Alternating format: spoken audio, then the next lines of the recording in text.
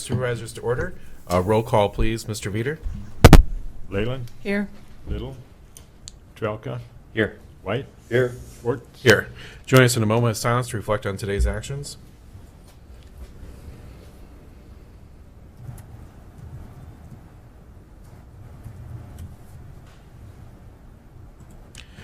Please join us for the Pledge of Allegiance.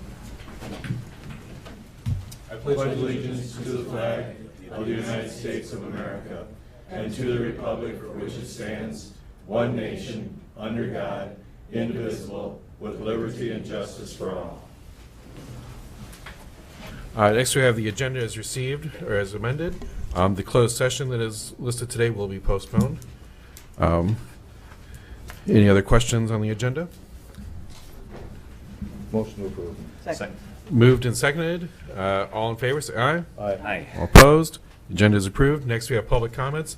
Anybody from the public wishing to comment on something that is not an agenda item, please come to the podium at this time. All right, seeing none, we move on to claims and payments. The total comes out to $227,317.67. Some of the bigger ticket items, $58,770.63 for the courthouse carpet. Engineer total came out to $30,000. Conservation $27,000. Everything looked normal. So.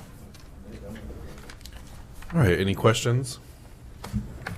Motion to approve. Second. It's been moved and seconded. Roll call, please, Mr. Veeder. Leyland. Yes. Trelka. Yes. White. Yes. Schwartz. Yes. Next, we'll move on to receive project updates from department heads and elected officials. Good morning, Chair, Board. Roy, if I could get the TV, I just want to share a few numbers with you. Great. Going forth into February. Hopefully everybody's doing okay. Yep. All right. How are you? Just fine. I would say I was peachy, if that's what you want to say, if I was down in Georgia.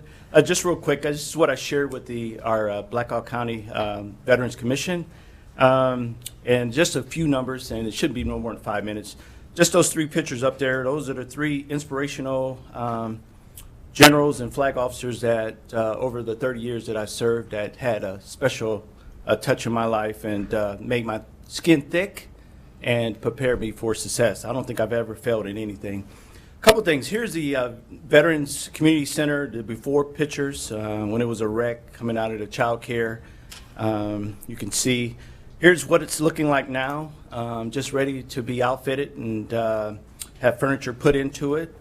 Here's the kitchen area and where our office area coming off the street. It's going to allow us to now have our elderly veterans be able to park and then walk a few distance to come right in the street. So we're very appreciative for the Board of Supervisors for taking that opportunity to give us that space. We're looking at right now, without any other roadblocks, probably April 1st is our opening day. If we can get the furnishings furnished, and I owe Rory a couple of network connection where we want our networks at. So we're looking to do that. Some year-end numbers I think I shared with you guys, but just again to reiterate, first year in the office, this is from January to January of 19. So a couple quick numbers, 2,038 veterans served or came into our office during the year 2019. Of those, 355 were new veterans. And of choice that we're really watching and monitoring, 818 were Vietnam veterans. That's particular because of what we got with the Blue Water Navy veterans in particular, and still the Agent Orange exposure for our Vietnam veterans. So we're still tracking that. Some year-end veteran relief expenditures. The ones in red, if you capture them, and the reason why they're excessive in our standard, just paying utility bills and food bills, things of that nature, was the cremations. We provide $2,500 per cremation for veterans who are indigent and can't afford, their family can't afford their burial, so we offer, based off of our budget, $2,500. And that's why those couple of months stand out. For January stats in particular, going forward, again, a metric or bar In particular, we had 39 veterans, new veterans, come in our office in January. So that's a key, is how many new veterans are we coming in the 20 or so days that we're open in our office. And then the other one is the Vietnam veterans. For the month of January alone, those claims started coming in. We hit 3 claims for Blue Water Navy veterans. Over 200K in assessments of those claims came back. So we had 3 guys who claimed it, and over 200K came back into the county for those 3 veterans. And what happened was that the VA backdated their original claim. So if they claimed it back in 14, or if they claimed it back in 16, they backdated that claim. And so there's 3 happy veterans in Black Hawk County who got an excessive amount of what's due to them.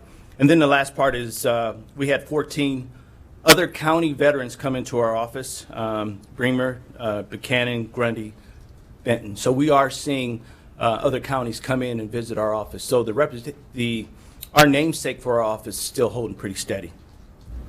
I bring this up because I kind of, when you talk about direct reflection, or when you talk about leading from the front, I just kind of wanted to bring this up is you have to invest in your job. And I was always taught that, invest in your job. And this is just some quick numbers that Yolando has felt that he needed to do for veterans outside of the normal job scope. And so I just want to throw that out there. Normally you don't do that.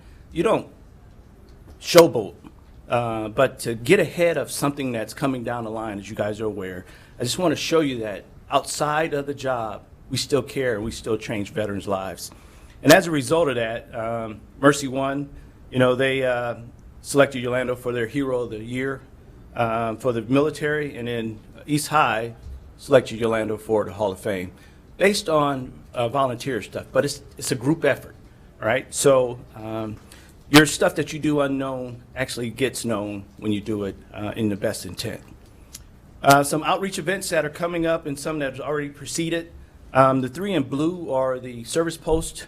The goal is to at least get to 1 or 2 service posts a month, various service posts throughout the community. So I want you guys to hold me to that. There's a lot that I haven't hit this year that we still have to get out to. LaPorte City, Dunkerton, Evansdale, Cedar Falls. To include Cedar Falls as city council. I've been interacting with some people in Cedar Falls, but right now it's not a good time to go out to Cedar Falls and introduce myself and show these numbers. But I'm looking forward to doing that. And so it kind of shows what we're doing outside of our normal rickets of our job. And so I stand by to address any questions.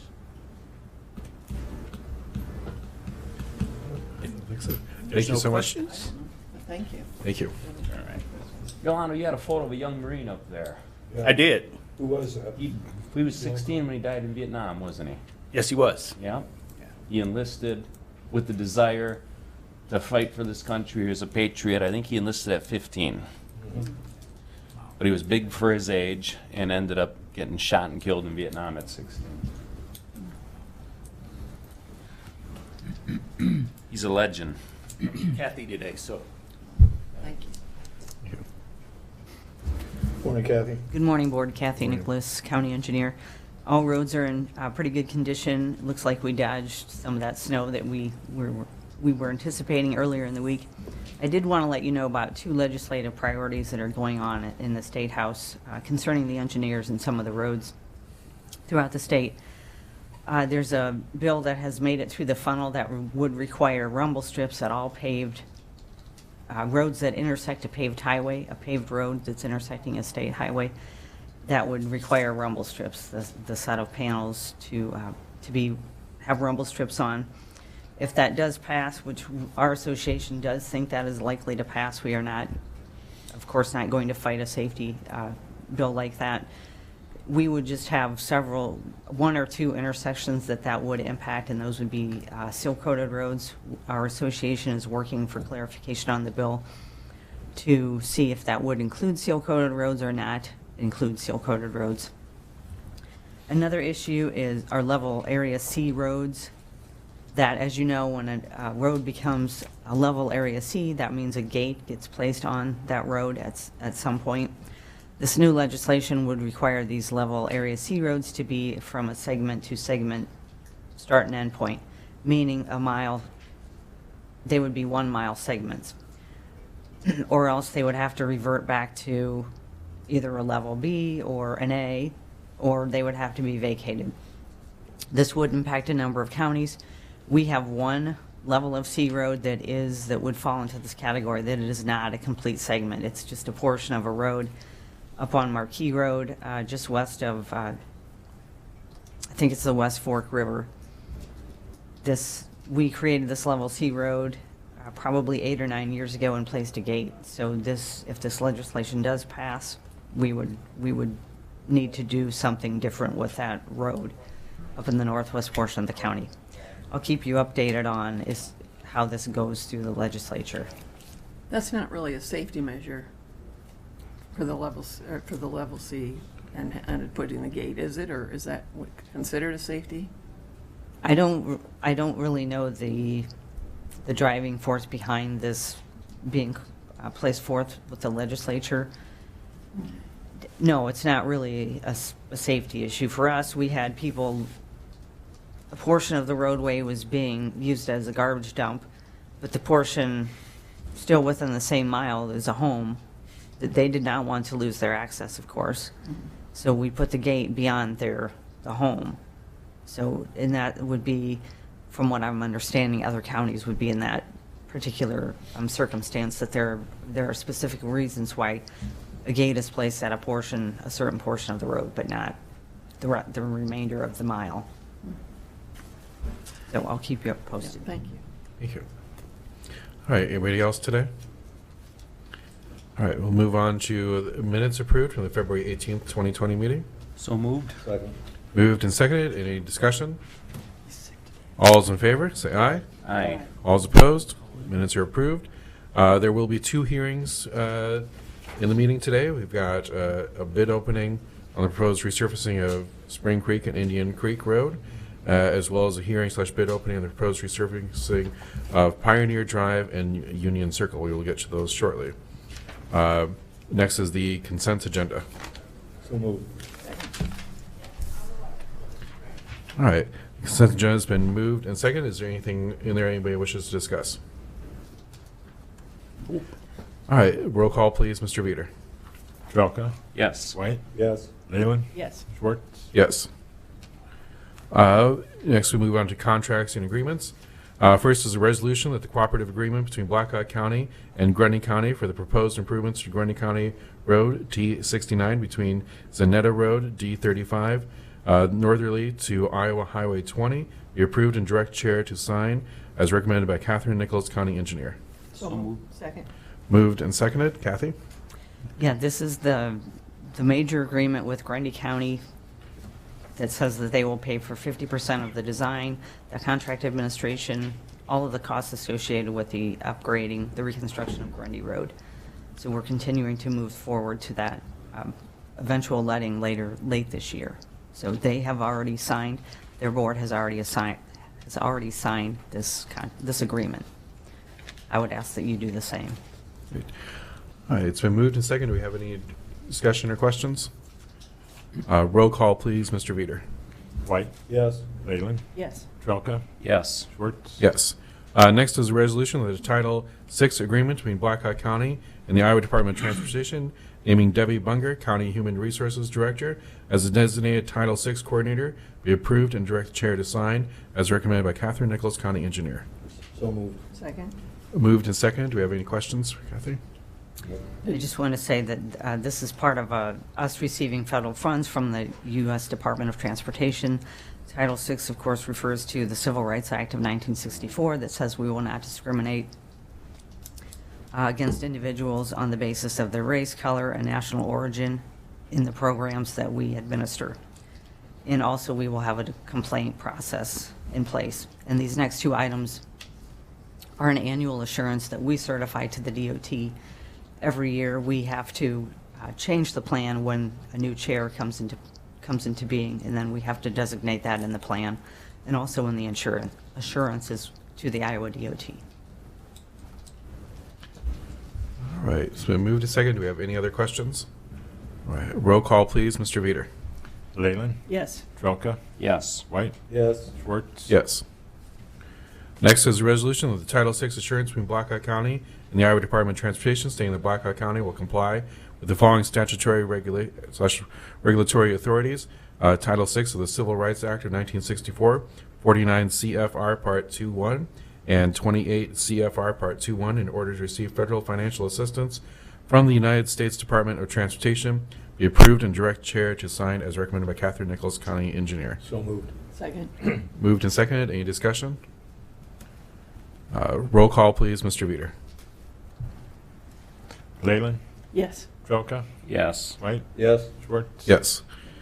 Next is a resolution that the lowest bid, responsible bid, received from KAM Line Markings, Gilbertville, Iowa, for fiscal year 2020, pavement markings, project number L-7620, in various locations throughout the county with a bid of $82,503.66, underneath the engineer's estimate of $86,215.05 be awarded, and for the chair to sign the contract conditional to the receipt of certification of insurance as recommended by Catherine Nichols, County Engineer. So moved. Second.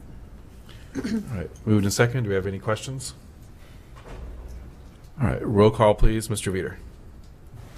Trelka, Yes. White, Yes. Leyland, Yes. Schwartz. Yes. Excuse me.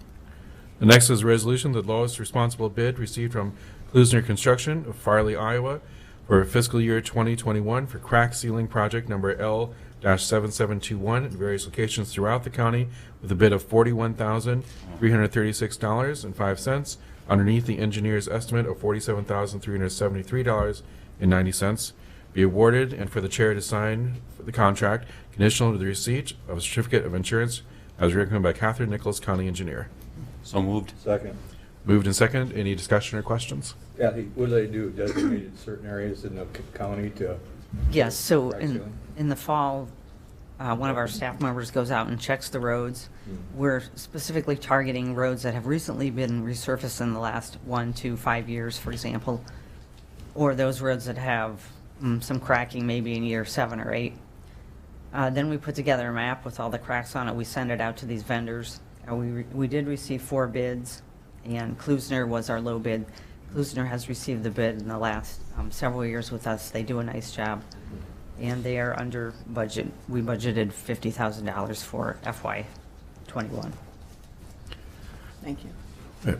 It's been moved and second. Any other questions or discussion? Roll call, please, Mr. Veeder.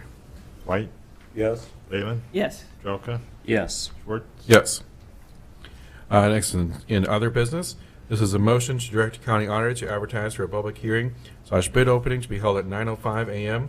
on March 10th, 2020 in the boardroom 205 of the Blackhawk County Courthouse, 316 East Fifth Street, Waterloo, Iowa, on the proposed project L-7521 fiscal year 2021, seal coating at various locations throughout Blackhawk County. So moved. Second. Moved and seconded. Any discussion? All those in favor, say aye. Aye. All those opposed, the motion carries. Next is a resolution that the Board of Supervisors designate County Engineer Kathy Nicholas to affix her electronic signature to contracts let by the Iowa Department of Transportation upon approval of said contracts by the Board of Supervisors. So moved. Second. Moved and seconded. Any discussion or questions? Roll call, please, Mr. Veeder. Leyland, Yes. Trelka, Yes. White, Yes. Schwartz. Yes. Next is a motion that the personnel requisition for the system / real estate tax manager, this is full-time in the county auditor's office, be approved as recommended by Grant Veeder, county auditor. So moved. Second.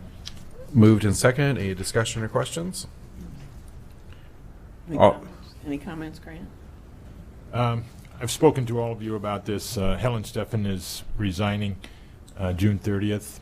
She has a very complex job, does a number of different duties, and we want to bring somebody in before she leaves to get some training. And everybody seemed to be in favor of that, so I appreciate it. Thank you. It makes sense. Yep. Thank you. All right. All those in favor, signify Aye. by saying aye. Aye. All those opposed, motion carries. Next is discussion using board general supervision to budget vacant FTEs in fiscal year 2021. This was brought up last week about using board general supervision to budget vacant positions in every department that has vacant positions. And then we can do budget adjustments into those specific departments to then fund those positions when they become filled.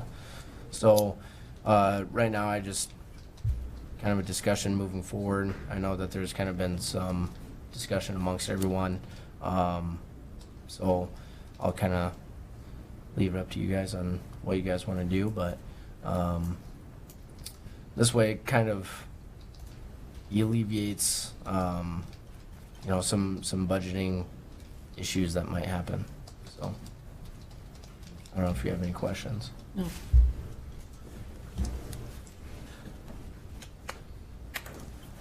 Mike Trinan, County Attorney's Office, here on behalf of the Department of Health and the Board of Health. As I understand it relative to this issue, part of the issue today, at least as it pertains to the Health Department, is whether we can set aside a portion of what would be the Health Department budget, i.e. that portion which would pay for positions that are currently vacant in that department, and reconsider granting that portion or portions of that portion, if you will, of the budget back to the Health Department if and when the positions are filled. I find this problematic for the reason that it appears to usurp the decision-making power over the hiring of personnel and the creation or elimination and filling of positions from the Board of Health. And let me provide some explanation in that regard. As we all know and agree, the Board of Health is an autonomous board. In that vein, the Board of Health is the sole body responsible for the filling of positions, the elimination of positions, and the creation of new positions within that department. The department, I know, creates or comes up with these plans, and then the Board of Health approves or denies those. Board of Health operates within the budget granted to it by this board, obviously. And if a position was never to be filled, I could see it being a basis that this board might reduce a budget for the Health Department and the Board of Health. However, it's my understanding that, and I spoke with Dr. C.C. Banye at some length yesterday about this. It's my understanding the Health Department intends to fill those positions, and she's here and can describe that in greater detail in a little bit. Given what I understand we are considering here, i.e. setting aside from the Health Department and Board of Health budget that portion attributable to the vacant positions, once the Health Department has people to hire and fill those positions, it would effectively be up to this board whether that hiring actually takes place. This, in my judgment, usurps from the Board of Health and from the Health Department a considerable portion of its autonomy, because whether those positions are filled would ultimately hinge on this board's decision, and therefore really isn't up to the Board of Health anymore. I'm not suggesting that this board doesn't have the authority to determine the budget, at least that part of the budget of the Health Department that's not gleaned independently by the Health Department revenues. However, if positions were thought to remain vacant in perpetuity, I believe that could be a basis to alter their budget.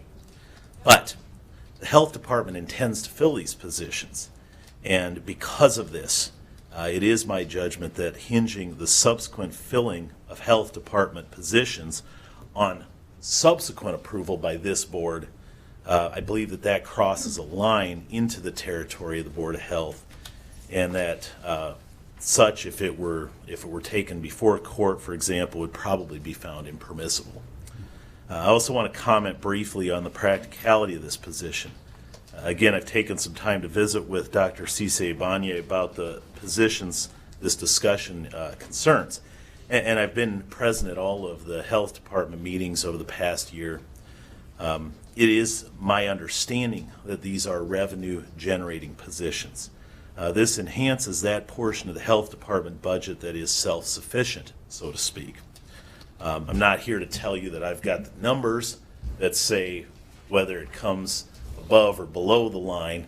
I'm saying that these are revenue-generating positions, and I believe more detail can be given in that regard, but that's a good thing in the health department.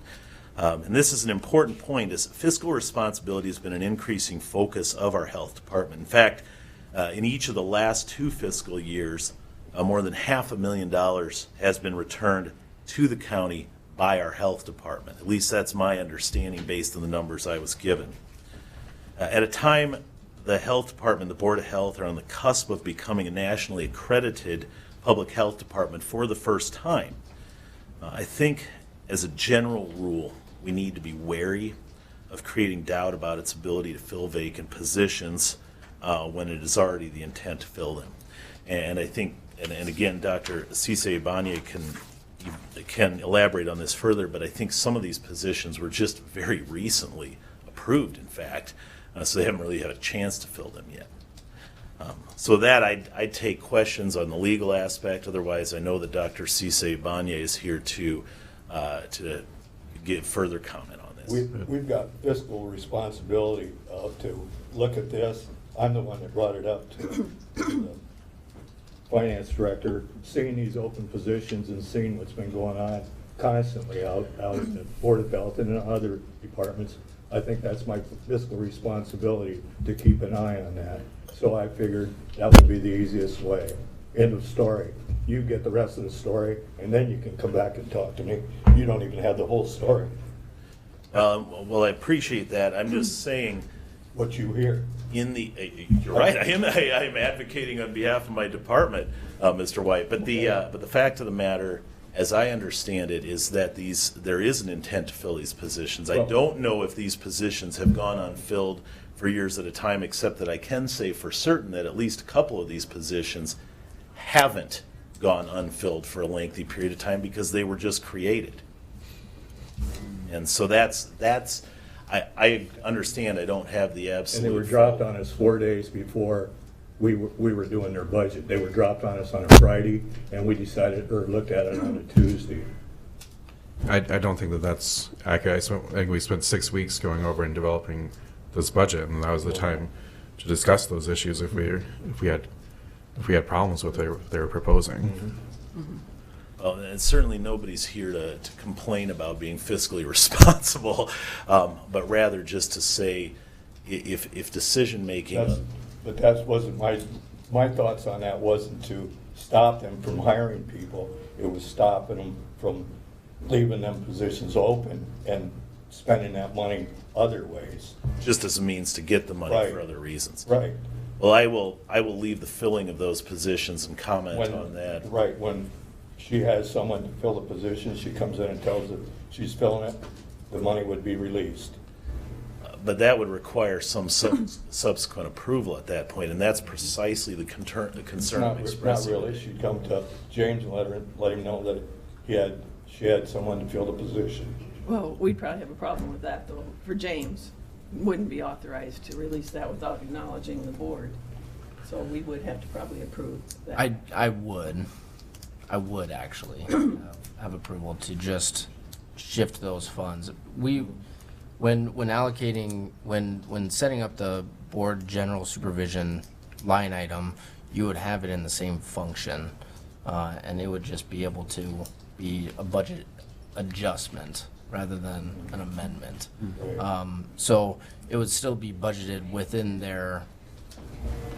with any department. You know, if that were the case, it would be in their specific function. So I don't believe that it would actually require a 3-2 vote. But again, we just spent 6 weeks working on this budget with all these different departments. If we had an issue on the amount of FTEs in a department, that was the time to just debate and discuss this. I've got full confidence in the Board of Health and the leadership over there and our Department of Health Director, that they're doing the job to try and serve this community the best, and that they presented a good budget, made good arguments, and that was the time to debate this issue. So I really don't understand what we're discussing here today. No, and my comment would just be too, I thought if there was clarity needed, if there's more information that we wanted, we certainly can have that conversation. That wasn't something that we couldn't ask for dialogue on, because I know FTEs, and I know we've talked about it during budget, that is something we've always looked at throughout the budget process and see where the different departments are, and we had some of those comments early on, is why we asked for that information. And it's really twofold. It's number one, to look and see what retirements are possibly out there or what positions are going to need to be filled. But it's also just making sure we are keeping apprised of those situations and what's going on. And I would agree with Chris, we had the time to certainly ask our questions then, but even now, at this point in time, I think there's certainly open for discussion as far as just hearing more about the information about those positions and about what the plans are for filling them. I too have utmost faith in the health department, but Yeah, this is, I don't want the public to be confused. We didn't spend 6 weeks on this budget. We spent, at best, 12 days out of the 6 weeks. well, we started. Roll the footage. You know, that's all I can say. Well, I mean, you there's, know, don't give the public false figures that we worked 6 weeks on a budget. We worked There were- approximately 12 days out of the there were 6 weeks. 2 budget hearings through a week for. 6 weeks is 12 days. Okay, well, I'm not going to argue calendars with you, but you can look at one. Okay. And I do have a couple of questions for Dr. Nafisa. and, okay, and she will be up in a little bit. Just be that all as it may, I just want to leave you with, my concern has to do with not whether you have control over the health department budget. It's the fact that I didn't say it that. appears to me from everything I've been given so far that subsequent personnel decisions are going to be held at least to some level of approval by this board. And Well, that's my concern. Yeah, Right and I now- agree, Mike. I think when we talked about this a little bit early on, or when it was brought to our attention that there was concerns about this budget, it would be why the health department versus any other department. And obviously, we have to take a look at the fact that we have 3 autonomous boards. We have several elected officials' budgets as well, and so what they do within their departments is different. So unique, I guess, qualifications and requirements for each of those. And while I wholeheartedly agree with you and have looked at Iowa Code many times, yes, we are responsible for that budget, but also for asking the questions during budget to get them addressed. I missed it, okay? Yeah. I made a common error. I do my homework at night, too. Don't accuse me of not looking at the budget. I'm not accusing you of Miss Leyland. anything. I am not accusing you of anything. Yes, you are.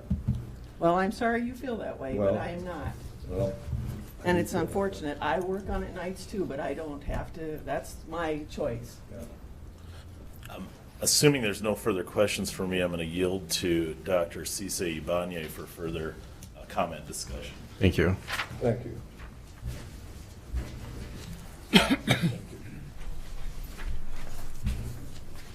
Thank you. Thank you.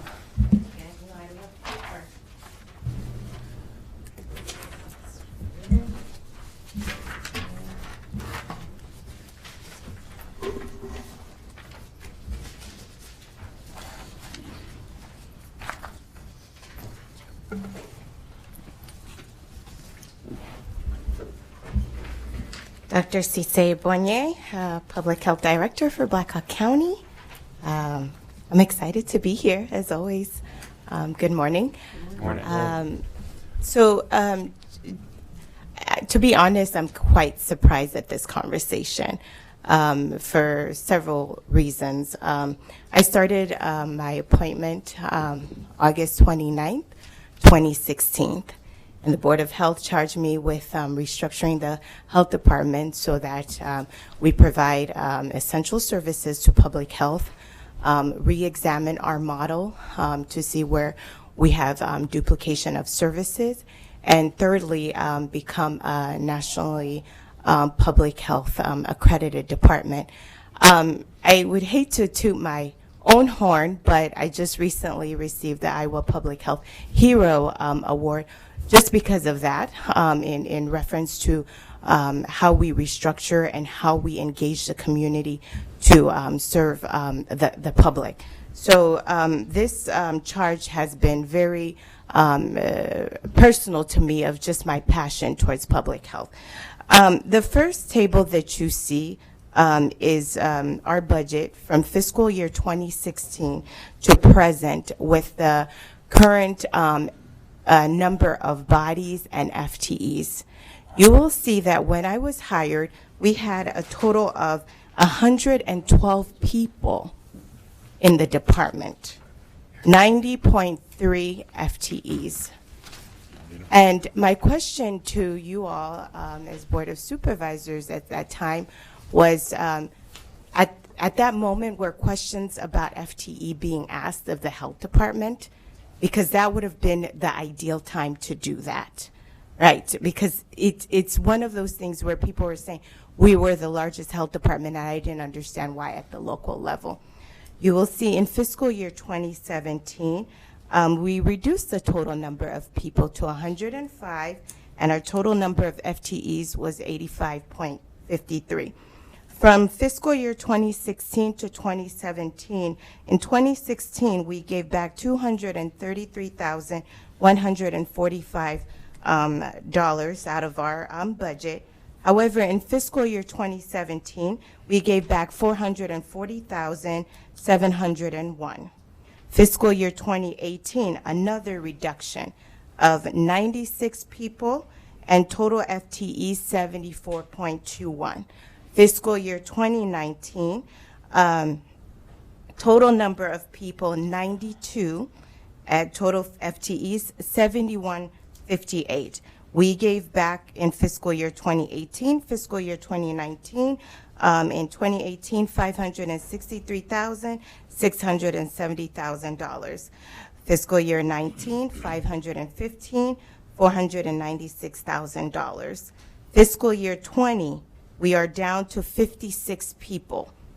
And so as we reduce, I keep asking myself, is this the correct health department? Are we being efficient in terms of using personnel, and do we mirror other health departments? Because we have to be able to compare.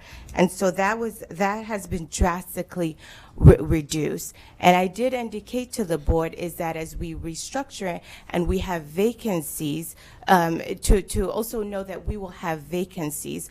In fiscal year 2018, when we had layoffs from the school nursing contract in Waterloo, the union contract allowed us to staff to bump into positions.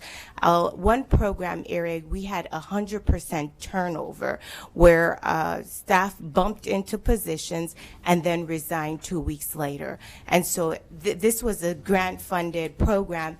And the state was like, what's going on? We had to explain. We had to immediately hire. We've been working with human resources. Because of the type of positions and licensure we need, public health nurses, we're all struggling.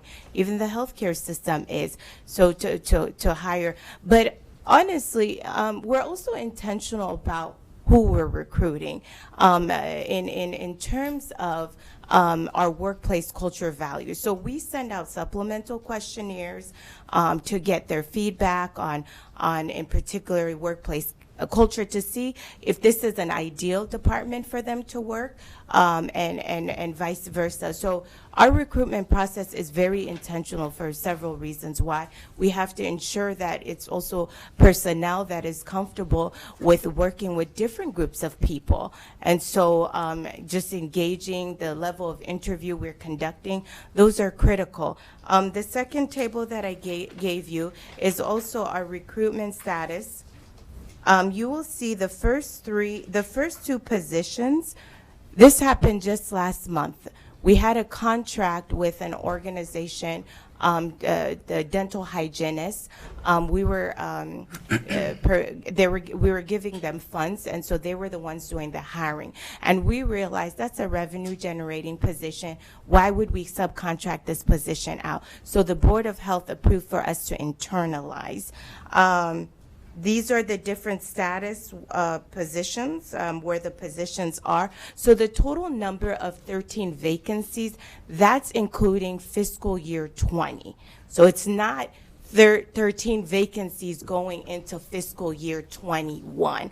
It's 13 vacancies including fiscal year 20. So come June 30th, we won't be having a discussion about 13 vacancies. And I want to say that I did have my financial manager confirm the table of tax return and funding with James to make sure that these numbers are accurate. And based on that, she did indicate to me these numbers are accurate. Secondly, in regards to whether the health department is utilizing funds for other things, I have to say, in looking at this table, we've been good stewards of property tax dollars. I wish the questions about this were asked maybe fiscal year 2016, but in my tenure from now, from fiscal year 2016 to now, we have been good steward of property tax dollars.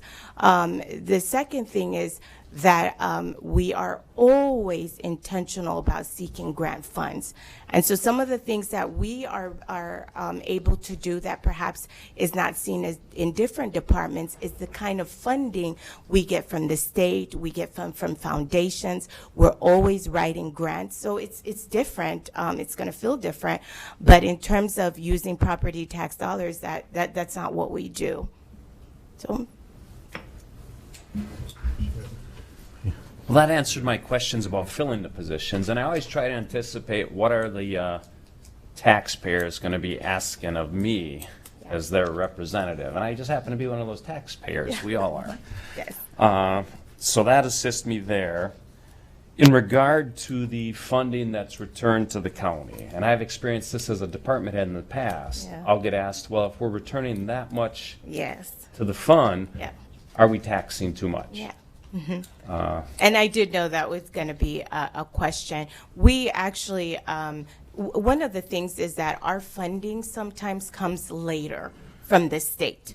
So, and also during the, sometimes in the fiscal year, we get additional funds from the state. So that's what you're seeing allows us to give the cushion because we use grant funds first before anything else. And so it's not that we're giving more. It's just the way our funding also comes from the state. Sometimes, like in December, the state, if they have extra money, they'll send us and say, hey, you know, there's a diabetes initiative that you guys can work on, and we ask them, can we charge personnel time? And so we use those funds for that. So it's just the way the funding comes. And so we've been very fortunate, and also with and you'll notice that with this timetable, sometimes the restructuring happened mid-year, not at the beginning of the year. And so that's why also funds are returned. Okay. And, you know, the one thing I always try to look at is sustainability of budgets. Right. Each year that we go through the budget process and we approve the budget, I don't want to give our residents sticker shock Right. year after year. So I look toward the future and cause and effect. And the one concern I have is when we look at the tax askings, we may give our citizens sticker shock. Yeah. Also, it's our responsibility to determine as a board collectively what services we need to offer our citizens. And with these different personalities sitting here, there's different perspectives. But we have to come together as a board to decide that. And I think the one problem some of us are having on the board is how extensive of services should we be offering through our health department? So I think that's where some of us are uncomfortable with we're uncomfortable proceeding with the changes that were put forth during the budget process. So we just want to be able to answer the questions of our citizens, because if our answer is, well, I don't know, we're not representing our citizens very well. No, and I agree, we do, and just, I would like the board to also take into consideration that in my title, the first thing is public, right? So as much as you all are engaged with the citizens, I am also engaged, right? And I also have to respond to the citizens that are looking at health conditions and asking, what is the health department doing about this? That's the question I'm asked. But in terms of our role, When you see for example, for fiscal year '21, I believe we only requested for 2 new positions. So these are vacancies that it's not, I want to clarify, it's not like we're requesting 13 FTEs. It's just that our recruitment process has taken longer, and that's just the nature of our job. But in terms of responding to the citizens, I think that in looking at that data, we have been good stewards of property tax dollars. That's one. The second thing is we are not duplicating services. Matter of fact, we're trying to avoid that, and that's why we're engaging our stakeholders. We're working with the hospitals. Our role is to work with the hospitals to be able to make sure that people are accessing our healthcare system and receiving primary care. We're not primary care. That's not what we intend to do. So.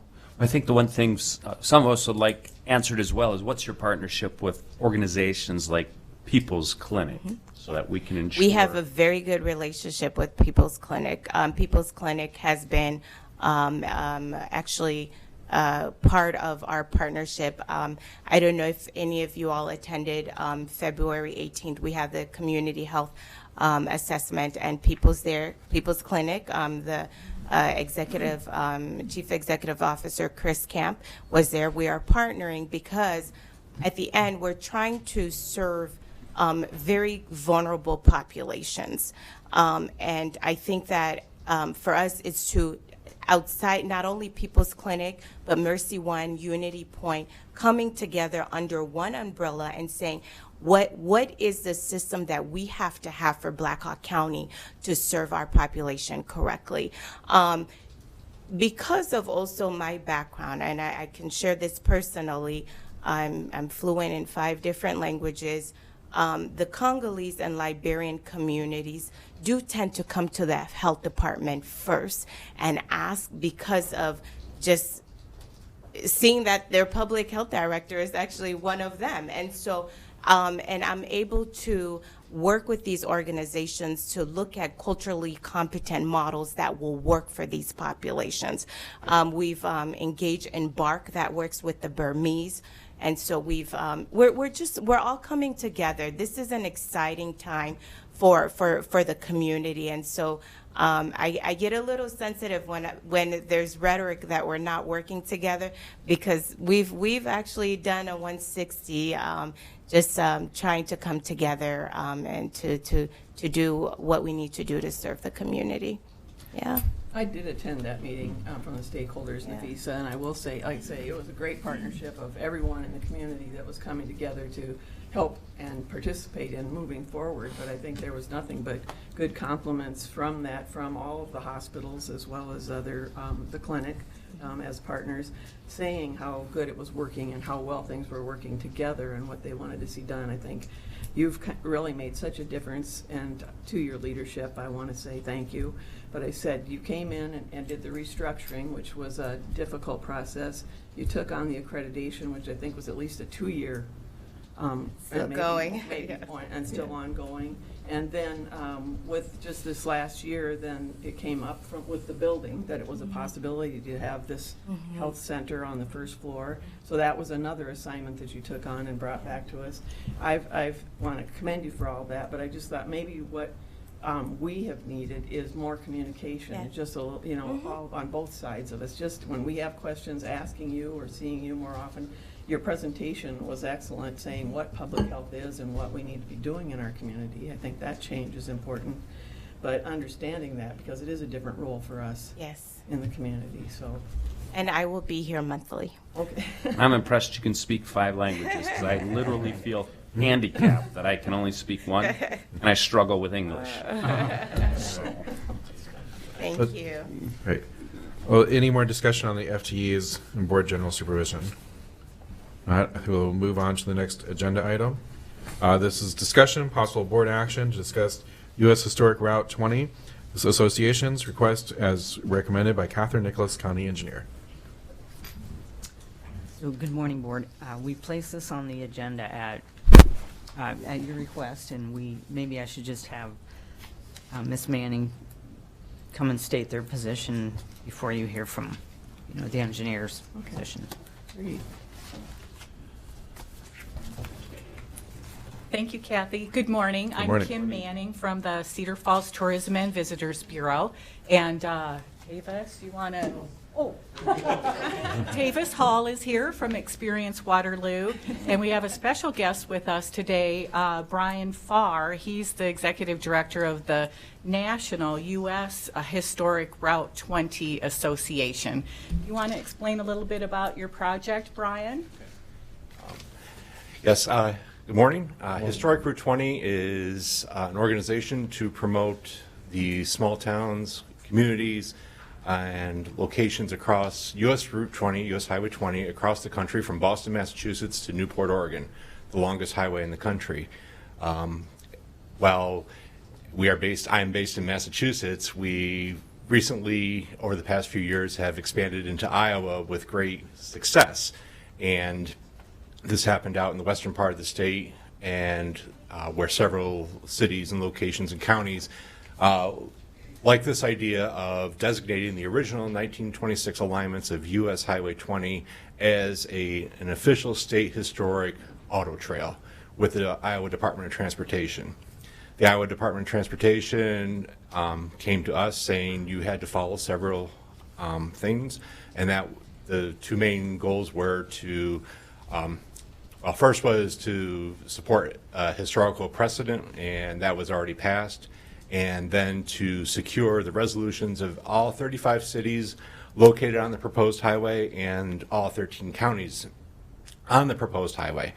We have secured all 35 cities across the state of Iowa, and we are at, right now, we have 4 counties left. Yesterday, Dubuque County did say they will support the resolution in their meeting yesterday, and then that should trickle to Delaware County, and we have been talking to Woodbury County, who was also the first county to initial they were signing on, but they wanted to wait until the rest of the state passed. And so we are here today for Black Hawk County to sign on for this resolution. Yeah, thank you, Brian. Thank you. So our specific ask of you is to adopt our resolution naming the historic route. We also provided a map of areas where Brian is suggesting that signs be placed. It looks like it'd be a total of just under $1,000 investment in the signage, minus installation. I don't know what it would cost to install them. Of course, the exact locations would need to be approved by the county engineer. I mean, we're open to that. But our ask is that you support this program. I think it would be a great way to help the smaller communities in the county. We know that people are looking for leisure, more of a leisure drive to enjoy what smaller communities have to offer. And I think in Iowa, we are really strong in that regard. And so we're asking you to help us with our project. I'll make a motion to proceed. Second. Yeah, I think this is a really cool project. I always, this might not come as a surprise to a lot of people. I was a little bit of a nerd growing up. But I used to follow maps. I remember being amazed that you could follow Highway 20 all the way into New York City. So I always said, my whole life was on Highway 20. I grew up in Dubuque, went to school at UNI. My grandparents' farm was outside of Ryan, Iowa. My other grandparents live outside of Freeport. So it's all on Highway 20. And I think it's really cool, and I appreciate that you brought this here to us today. Kathy, So- did you have anything you wanted to add from the engineer's office, I guess, as far as? So we're not opposed to the designation of this route at all. What we, in talking to the other county engineers on this route, our main concern, of course, is sign clutter. We want our signs to have meaning when they're sitting out there on the roadside. So, of course, we don't want to see more signs than are necessary. If it's your desire that we work with this association, we would like to see probably the signs reduced, the number of signs reduced. If you're familiar with this, our portion of the county's portion of Highway 20, historic Highway 20, it's Independence Avenue Holgate, and then it goes over to Jessup on Osage. It's surrounded by gravel roads. There's several signs that would be, that they're proposing that are a 90-degree angle sign. We don't necessarily feel that those are necessary because the public is most likely going to be staying on the paved road, and it's only, if you veer off the paved road, you'll be on the gravel road system, and we feel that it's probably more appropriate that we could get by with 4 signs, probably one at each determinus at the Jessup portion, and then as it takes off of Canfield Road, and maybe 2 on that Holgate portion in each direction. So 2 in each direction is what I would prefer to see. Well, I would say we proceed with allowing the expenditure not to exceed $1,000, and then we empower you and your department to decide placement. I agree. So another thing that we've looked into is we could have Prison Industries make the signs, and I did get some quotes from Prison Industries, and they could make the quotes, or excuse me, they could make the signs looking very exactly like these at approximately 50 to 60% of the cost. So if there's no reason why we can't do that, would be our method of installing the signs, is just having Prison Industries make the signs. What is the cost per sign?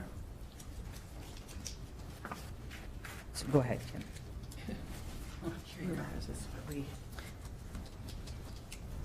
Yeah, so the signs from the Historic US Route 20 Association, there's 2 signs that they're suggesting that be used. A small sign that's 12 inches by 18 inches is $35. We feel like that sign is too small. We don't use anything out on the county system. We'd rather see a sign. Yeah, that's the big sign. That's $125. We're more comfortable with Billboard. with an 18 by 30 sign is what we use on a lot of speed limit signs, for example, just out on the, So that's an 18 by 30 right there? that's This is, 24 by 30. This is what the Iowa Department of Transportation, this is their size requirement for the sign, for us, that they gave to us, that we had to abide by. Oh, So that's what we were following, was in 24 by 30.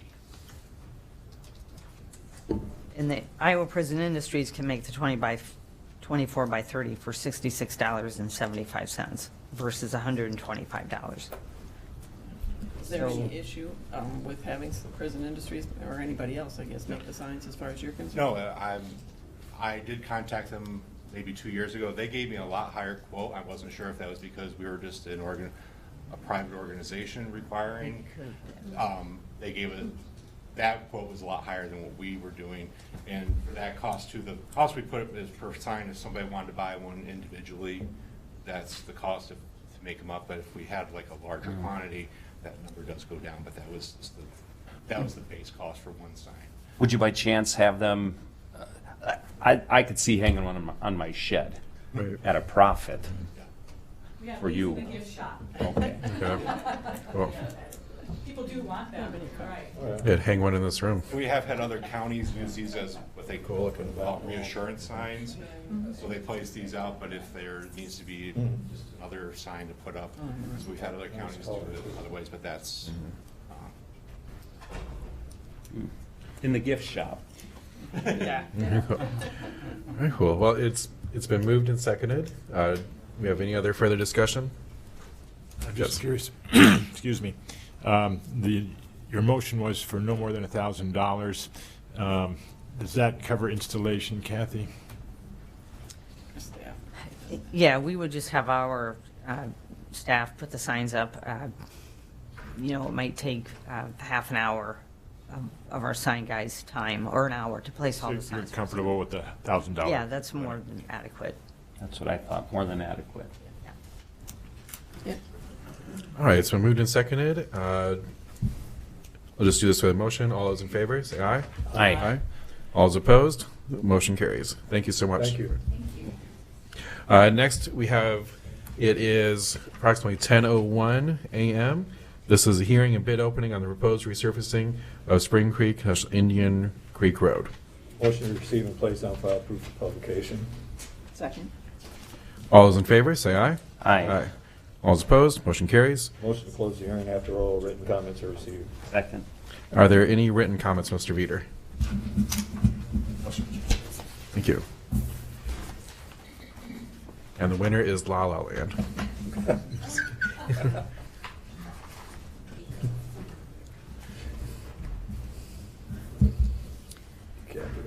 The first bid comes from Aspro Incorporated, Waterloo, Iowa. They have submitted a bid bond as part of their package.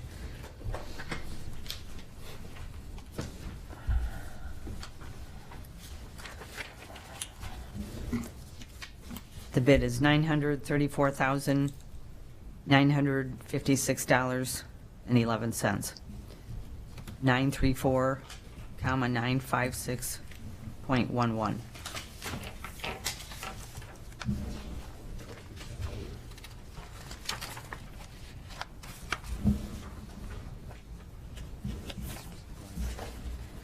And that was the only bid received.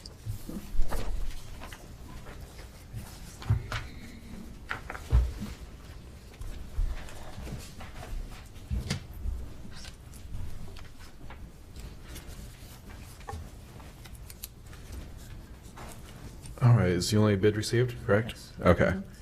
All right, do we have a motion? Well, we've had a motion, we've no written comments, so all those in favor to close the hearing? Aye. Aye. Aye. Aye. All those opposed, the hearing is closed. Next is motion that the Board of Supervisors review and place on file the bids and allow time to review said bids as recommended by Kathy Nichols, County Engineer. So moved. Second. Moved and seconded. All those in favor, say aye. Aye. All right. Next, it is about 10:03 a.m. This is a bid opening and hearing on the proposed resurfacing of Pioneer Drive and Union Circle. Motion to receive and place on file, proof of publication. Second. All those in favor, say aye. Aye.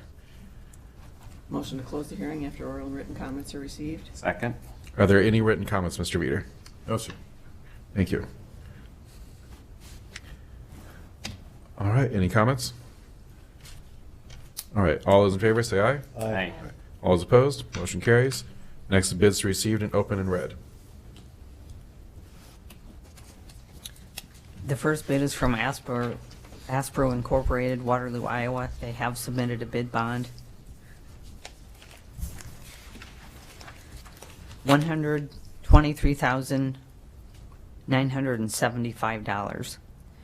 123,975.00.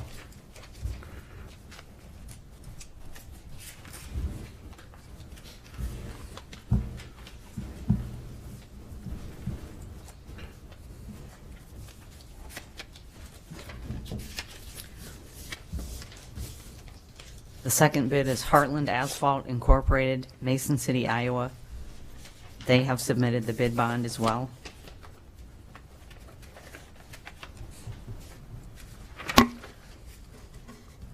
The bid is $123,617.66.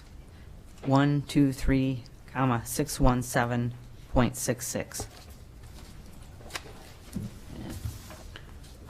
All right. Next would be a motion of the Board of Supervisors review and place on file the bids and allow time to review said bids as recommended by Kathy Nichols, County Engineer. So moved. Second. Moved and seconded. Any discussion? All those in favor, say aye. Aye. All those opposed, motion carries. The closed session has been postponed. Next is any reports or information from the board. I've got a couple things, Chris. Yep. May 2nd, 3rd, this coming May, a bunch of us veterans are going to put together, well, working with the Exchange Club and Honor Flight, we're going to do a Field of Honor over at Memorial Hall. It'll be a 2-day event, and we're looking for volunteers, so anybody that'd like to volunteer can give me a call in the office, or Dan a call in the office, or Frank at his house, and I don't have his number right off the top of my head, but if you call in here and get a hold of me or Dan, we can give you the information you need. The second thing is, our honor flight for May is full, but September has a lot of empty seats, so anybody that hasn't went on honor flight yet from the area, or if you've got loved ones in any adjoining counties from here to the border, as far as I'm concerned, north or south, if they call or send in an application, we'd gladly get them on the flight in September. That date is September 29th. And it's for veterans that went into service, or were in the service between 1941 and 1975. Thank you. Anyone else today? I'll just report that the Middle Cedar River Watershed Authority, we are working on, there are a number of smaller entities, smaller communities that for a variety of reasons did not join the Watershed Authority when it was created before I was on the board, and now that we've had a couple of years of successful projects and planning, and as we're working on our sustainable funding mechanism, we're circling back to all those different entities to demonstrate how it can be a value of their community to have this watershed planning and be working with us on infrastructure projects. And so we're approaching about 20 different small communities in 4 different counties to try and get them to become a part of our watershed work. Sounds good. All right, I'll entertain a motion to adjourn. So moved. Second. Moved and seconded. All those in favor, say aye. Aye. Meeting's adjourned.